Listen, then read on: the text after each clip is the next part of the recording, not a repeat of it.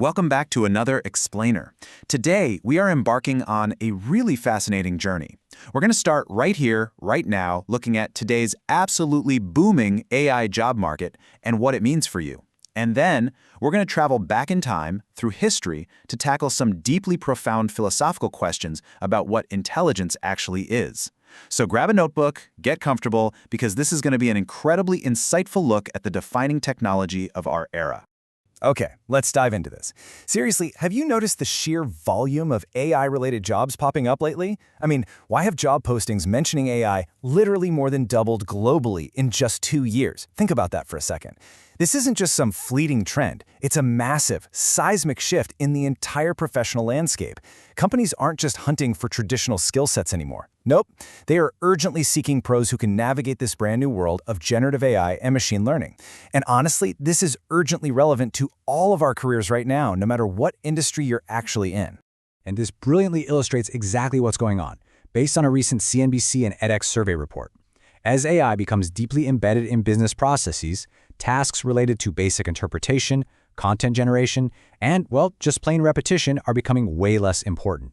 Basically, repetitive skills are out and AI proficiency is in. Employers are completely shifting their focus. They don't want you to just manually execute the same task over and over anymore. They want you to know how to leverage AI tools to automate and totally optimize that whole process. So let's look at what that actually means practically for your resume. Whether we're looking at the data for 2024 or the projections for 2025, the fastest-growing tech skills are entirely dominated by AI literacy. We are talking about a massive surge in demand for understanding machine learning, neural networks, and large language models, LLMs. And notice how data analytics, cloud computing like AWS and Azure, and cybersecurity are also anchoring this list. Why? Because these represent the critical infrastructure that actually makes modern AI possible. Employers across the board are absolutely desperate for people who understand these core concepts and can build robust data strategies. But, to truly grasp the magnitude of today's generative AI explosion, we can't just look at today's job market. We actually have to understand the historical foundation. Like, how did we actually get here? Section 1. The evolution of AI. How did we get here? Let's move to the timeline and see how this builds, because AI definitely isn't an overnight success. Way back in the 1970s, we had things like the Meisen expert system, which basically used a program set of about 600 if-then rules just to identify bacteria.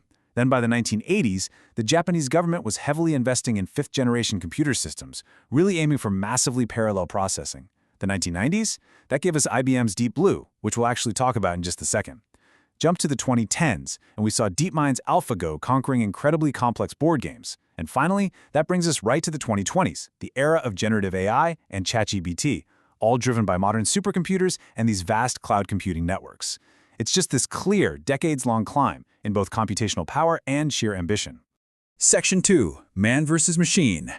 So that decades-long climb we just looked at eventually brought us to a specific era that really just captured the whole world's imagination. Artificial intelligence stopped being just this helpful diagnostic tool in a lab and started directly challenging human supremacy in some of our most deeply strategic games. It was an epic, highly public technological battle.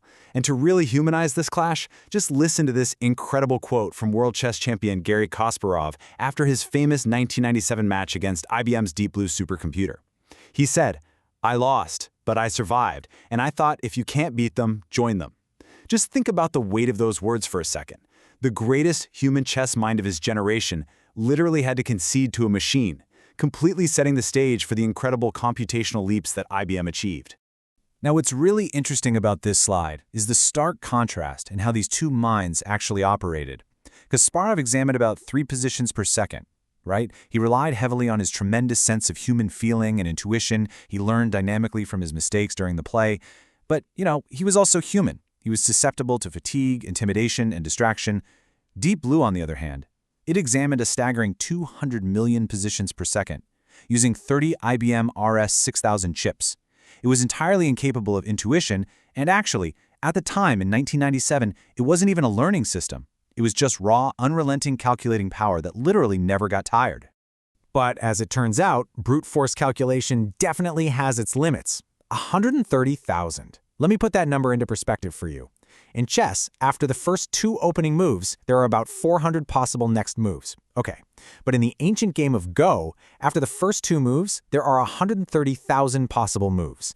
The sheer permutations are just mind-bogglingly astronomical. This meant that when Google's DeepMind AlphaGo set out to beat the world Go champion in the 2010s, it couldn't just use pre-programmed rules and brute force like Deep Blue did. It actually had to use sophisticated learning algorithms. The machine literally had to learn how to play on its own.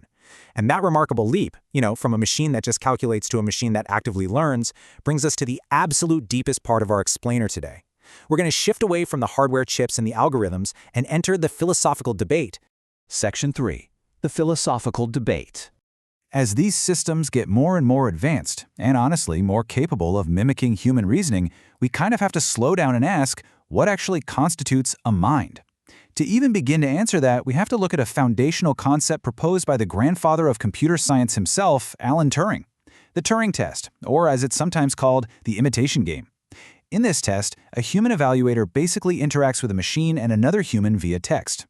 If the evaluator cannot distinguish the machine from the human based solely on its written responses, the machine is officially considered an intelligent machine.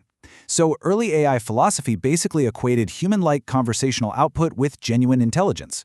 If it talks like a human, the logic went, it simply must be intelligent. Well, as you might guess, not everyone agreed with that premise. In 1990, philosopher John Searle proposed a really famous counterargument called the Chinese room experiment. So imagine this. A human with absolutely zero knowledge of Chinese is sitting inside a closed room.